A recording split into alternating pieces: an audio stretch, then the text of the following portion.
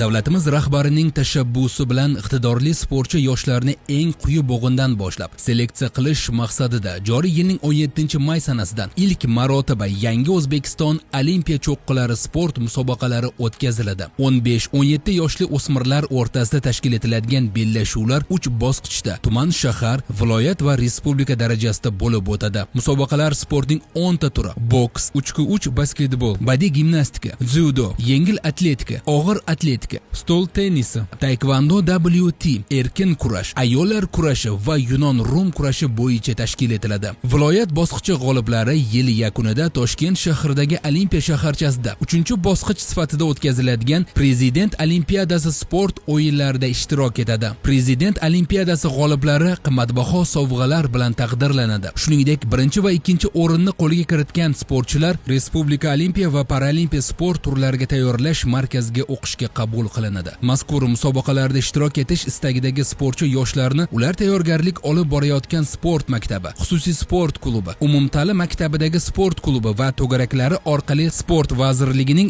RP sport platformasida ro'yxatdan o'tishlari so'raladi. Yangi O'zbekiston Olimpiya cho'qqilari sport musobaqalarida faol ishtirok eting va safimizga qo'shiling.